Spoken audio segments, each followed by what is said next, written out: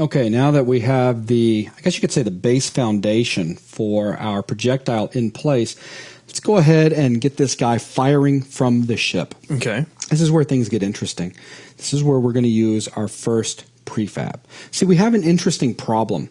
We would like for this projectile to come into existence in the game when the user presses the fire button, be it a joystick fire button or the space bar, etc. And we're just going to stick it to space bar. That'll work for this little simple example. Okay. But we would like for this guy to come into existence. Now, the nice thing is, the moment he comes into existence, he already has a script attached to him that's going to tell him to start traveling up the screen at a certain speed, and when he gets off the screen, to destroy himself. So how cool is that? All we got to do is say, hey, you, create. And then we can just forget about it. And he goes about doing his thing. That's really nice. It's like simplifying the entire process down to fire laser. You got it. And then you don't have to worry about it. Gotcha.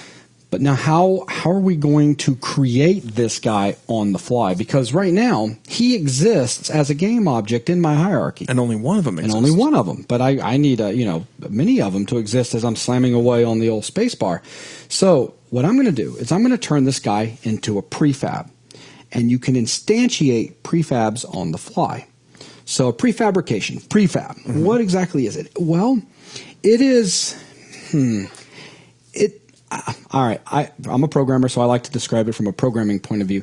You can almost look at a prefab as a class, a complex class that's describing everything about this game object, meaning you can have scripts attached to it, you can have sounds attached to it, you can have everything attached to it, and once you get all of that set up, you can then package this up in a prefab, and that prefab can be instantiated on the fly, meaning that all of a sudden, bloop, he appears in the scene, and everything that's been set up on him is there. So from a non-programming standpoint, it's really like a collection of assets that can be instantiated on the fly. Yeah, it's a whole bunch of components that can all be put together on a game object, and you can take that game object and you can then package it up in a special format that's sitting there waiting to be called upon. See, I can't take my game objects and drag them down here to project. Right. That's a problem. So what I do is I put them in a prefab, and that can exist down here in the project, and then I can instantiate prefabs. So that's what we're going to do. Okay. So the very first thing that we'll need to do is to create a folder that we can keep our prefabs in. So I'm going to jump down here to my project panel and right-click, create, and folder. And then let's go ahead and single-click this guy and prefab. So with that, now to create the actual prefab, the way it's done is you first create your game object, put all your stuff on it. You don't even have to have them finished if you want to, because you can work directly with the prefab after you've created it, which is really nice. In this case, we've got pretty much everything on them. We're going to visit them again a little bit later, but we've got everything set up. So I'm going to come down here to prefabs, and I'm going to create an empty prefab, if you will. So I'm going to create a prefab, and I'm going to call this guy something like projectile prefab. Notice the color of him. He's a whitish color, right? This is indicating that he's basically empty at the moment. What I'm going to do is grab my projectile, drag the projectile down here on him, and when I do that, now you'll notice he's lit up, kind of a sky blue. You'll also notice up here that the color of my object back up in the hierarchy has changed to a blue color, indicating that this is an instance of a prefab. Okay. Meaning that if I take this guy and delete him, come down here to my projectile prefab and simply drag and drop him in, there he is again, as if nothing ever happened. But what's the difference? But if I hit play, he even works like normal and kills himself. If I wanted to, I could take this guy and I could say, let's move him over and down. Let's drag another projectile prefab in, and maybe over and up, and one more just for fun. And we'll leave him right there. Hit play, and ding, ding, ding, ding, ding. And there they all to go. Watch him actually disappear out of the hierarchy view as well. Absolutely. And boom, boom, boom. And you can see that they did not all delete at the exact same time, because they all reached the bounds that we set up at different times. Different times, yeah. So now we have the ability to create a bunch of them, but in code we need to be able to do it somehow. Okay. So we need to make our code aware of this prefab. So let's go ahead and delete these guys out. And what I'm going to do is come back over here to Visual Studio, and let's go ahead and reload and bring our projectile back up. And yeah, we'll let it clean things up. All right, so in here, first things first, I need to hold a reference to that prefab. I need to be aware of that prefab. So I'm going to come here up underneath my field for projectile speed, and I'm going to create another field that's going to be public. Now, the data type that I'm going to store here is going to be a game object. I'm going to store a game object, and I'm going to call this projectile prefab, like such. Let's go ahead and save. Now, this data type, so this first guy up here, the data type he's looking for is a numeric value that can have decimals in it. Just a number. This guy is looking for a game object. So by saving this, coming back over to Unity, and it compiles, when I turn around and select, actually in this particular case, the funny thing is, let me back up a second. You'll notice that I put this on the projectile. Projectile doesn't exist yet. He needs to go on the player. Yeah. Okay, this is just because it's 2:30 in the morning. Let's move that over. That's a simple cut and paste. So I'm going to cut, save, and let's open up the player. I got really interested for a second. I was like, wait a minute. I saw where this was going a second ago. Paste. We need somebody that's in the scene, that's in the hierarchy that already exists. Absolutely. So let me hit Control-S, jump back over. All right. So I've just simply took it out of projectile, moved it over to player. So let's come back over. Well, it makes sense. You want the player to be able to fire projectiles. Absolutely. It needs to be on somebody that exists in the hierarchy that can then turn around and instantiate it. Yeah. So if I made somebody that's sitting down here aware of it, he's not in the game, so he's not going to have code executing. Yeah. So check this out. I've selected player. Look over here at the player script. So he has a player speed that's been set and a projectile prefab. None, but it is a type game object. Too cool. I can take my projectile prefab, just drag it in, drag and drop. Oh, that's too cool. Now I'm aware of it. Okay, so now actually it's more than being aware of it, but let's just leave the language like that. I'm aware of it. So with that in place, now I can turn around, jump back over here, and instantiate this guy. But we only want to instantiate him in a particular case. And what is that case? When we shoot our gun. When we shoot our gun, absolutely. It's funny, without even trying to earlier, you were setting up one of the coolest games ever. You were going to have lasers that could fire lasers. Okay, we obviously want to put this inside of update. Yeah. So right now we're getting an amount to move. We're moving ourselves. We're checking to see if we need to do a wrap. You've got to take in an input from the player. In this case, we're going to be listening out for something like spacebar, and when that happens, we're going to fire off some code that will instantiate our projectile. Sounds good to me. So another if statement, and we'll say if. We'll talk to input again. We'll say, hey, input, let me know if there's a key down, because this time we're going to do it a little bit different. Instead of going after get access or get access raw, we can do get buttons, so we can get mouse buttons. We can also get keys, so we can check to see if there's my mouse buttons. We can check to see if a specific key has been pressed. Now, when dealing with keys, it's important to understand, and the mouse button as well, we have our get key down, get key up. So let's talk about these for a second. Get key down is just simply going to say yes or no to a particular key being down every time the frame runs. So let's say the spacebar is what we're looking for. If I did get key down, let's just do it, and then told it that we're going to be looking for spacebar, and then let's just go ahead and block this out, and we're going to do stuff here. Fire projectile. If I hold the space bar down, even if I hold it down for just a second. Every single tick. Every single frame. Update gets called. This will be yes. We'll instantiate another one. We've just made an awesome machine gun. Serious auto fire. So it'd probably end up looking like just like a solid beam. Yeah. Well, yeah, pretty much. You'll still be able to make out the projectiles, but yes. Watch this. Let's come over here and change this to get key down. Get key down gets triggered when the frame comes through, when the player first presses that key down, that frame says, yes, the key is down. Now, if I continue holding the space bar down, and a fraction of a second later we come back into update again, get key down? No. The key is down, but the key was not pressed down that frame. Yeah. So that's what we're saying. So this only gets fired once. To get this to fire again, I have to let go of the space bar and then push it down again. So it's kind of like a key state So that gets reset when you let off the key again. no, it gets fired the moment I press space bar down. It's fired that one frame. Yeah. But then as I continue to hold the space bar down, it's no longer set. It's set to true for one frame only. Right. Okay. So one frame only. We picked up the space bar was down. All right. Check this out.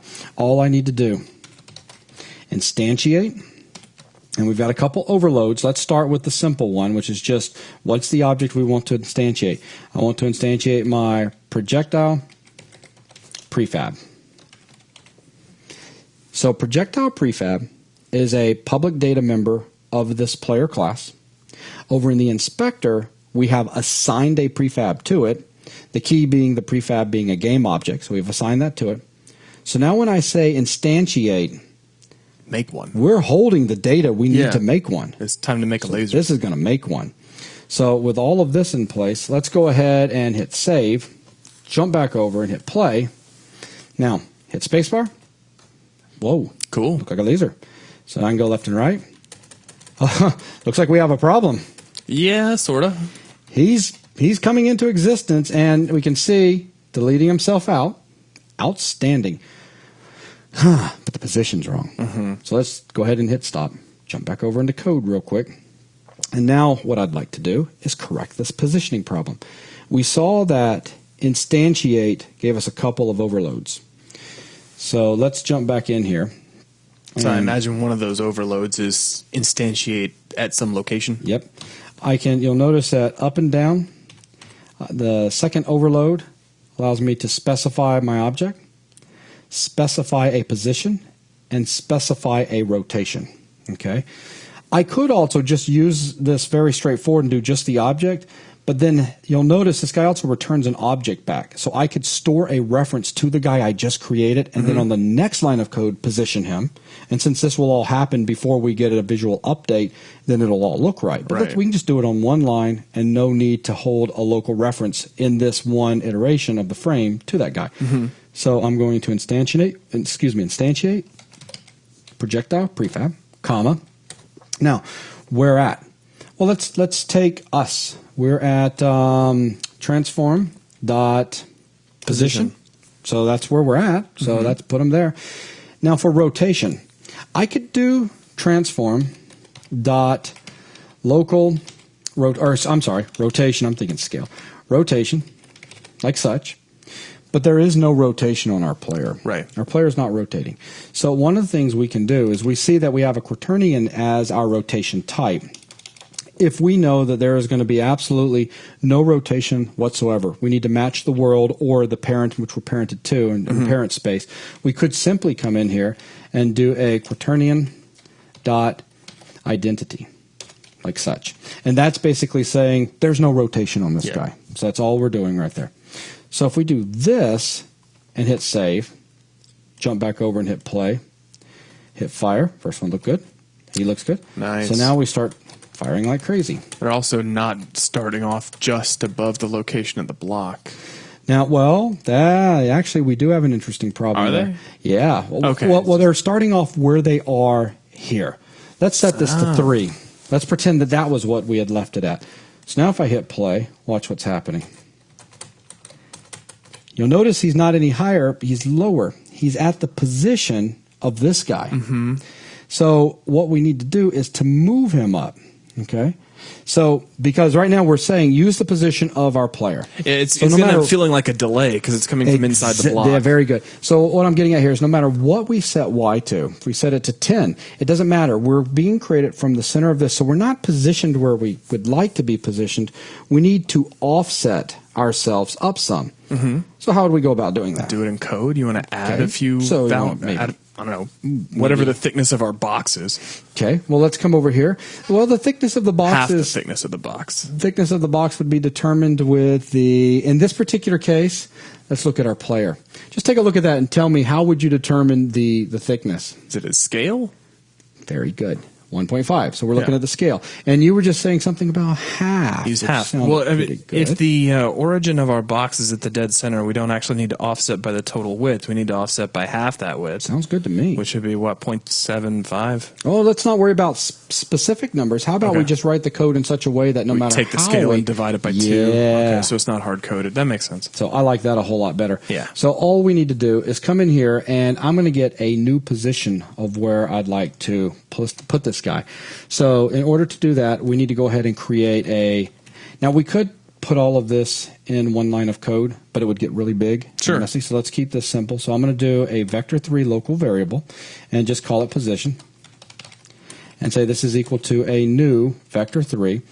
And now for x, we can just use our transform.position.x. And then for our y, now we need to take into account our y position of where we are as far as the box is concerned. So position.y. And then add on and then we need the to scale. add to it our transform dot. Now in this case, we're not looking at position. We're looking at our local scale. And we need to take that in the y-axis, just in case for whatever reason he was scaled up in only y and maybe not x. We need to look at one of these guys anyways, but we are moving in y. And take that and divide it by 2. Now, do you have to put that in parentheses or anything, or does order of operations take care of the problem for you? In this case, order of operations are going to take care of it, multiplication, division, then we'll do our addition and subtraction. But I'll tell you, I was only asking because I always put that kind of thing in parentheses. It just, for readability's sake, your brain just for a lot of people, the brain processes it, just says, oh, I'll do that first, without even thinking about order of operation or anything. So we'll set that up, and then let's save. And now, let's use it. Hang on, jump back over here, because we've just taken and created this new vector3. Do we have Z yet? We don't have to worry about Z because we have one of the overloads for vector3, and then that's all we're worried about. Okay. So in this particular case, we now have a local variable of type vector3 containing a new piece of information. We need to use it, and we're using it in the y location. So, or not y location, in the position part of the instantiate. So I just come in here and say position. Okay. So we're going to create this prefab at this location, which has already been offset, with 0 rotation. Save, jump back over, play, and now... No delay. Now he's, no delay at all. Absolutely. You can see it. You can feel it. If you guys were playing this awesome game where we have screen wrapping thanks to Zach, you'd be like, wow, man, there is absolutely no delay. Look at all these guys getting deleted out. Now let's talk about that for just a second. For those of you that may be using the Unity engine for creating iPhone apps, something to think about. And that is the garbage collection of these objects that are being destroyed. It would, and this is something we could take a look at in a later video series. It's actually very easy to do. It would be better to create a pool of projectiles that have already been instantiated the moment the game starts. You're not looking at any significant amount of memory. And then as they've been created, come up with a number that you simply could not exceed with how fast you can fire things. And then as you're firing, you then position it and utilize it. It could be a matter of, making it visible, enabling it, moving it into whatever. But the bottom line is this guy now needs to be marked, so you could have an internal private member that allows you to set that he's, in action or active at the moment. And then he goes off the screen. As soon as he goes off the screen, instead of destroying him, set him to inactive. And then you could also maintain a pointer, so you could have. And I'm just right now just talking off the cuff. So you could have a list, an array that references all of these guys, and then you could have a pointer saying that, all right, right now we're on index number 0. As soon as you use him, that could advance to the next one. So when you go to instantiate the next one, it would simply say instantiate this object that's at index number 1. and then that guy would be marked to active, and then the pointer would auto advance, and then when the pointer got to the end, it would come back around. So what you're setting up in that case is a system where instead of creating and destroying projectiles, you have a set number of projectiles at all times. Yeah, you're creating a pool, and you're just going through that list. I always picture that circumstance as like a queue of people all waiting in line to go run to the end of the room and back. So like the guy at the head of the line, he runs to the end of the room, and then he runs and he gets back at the back of the line, and he waits for everybody else to run around, and then when everybody's running, it's now his turn. He's going to run again too. Yep. And visually, it would look exactly the same, but behind the scenes, you don't have to worry about if you sit there and you start destroying hundreds or even thousands of objects as time goes on. You could run into some interesting problems with with Mono's garbage collection for objects that are being destroyed, because it's kind of a lazy collection thing where it's like, oh, okay, let's go ahead and collect. You can't predict exactly when. Yeah. Now, there's things you can do to force it along, to really help it along, yeah, forcefully. But that kind of gets outside the scope of the video right now. Just keeping things simple. Just saying that destroying, this works well, but if you are looking at creating a game for the iPhone with Unity, then you would want to consider having something like a projectile pool, and that projectile pool would contain all of your projectiles instantiated at the very beginning or when the level loaded, whenever it may be, and then you just write a very simple system to utilize them, as Zach said, starting with the first guy, work your way all the way to the end, and then back to the beginning, and just keep working it like that. Anyways, so we've got this guy alive. We've got an offset that he's using. Anything else? I don't think there's anything else. You're shooting a laser. I think that's what you came here to do. I guess while we're in here, actually, no, we will need to stop to grab some audio files real quick, because now what we'd like to do is add some sound into this, so that when we fire, we get a sound played of the pew, the laser pew pew sound or something. So with that, that's going to wrap up this video. So next video is going to be real quick. We'll be back in just a minute.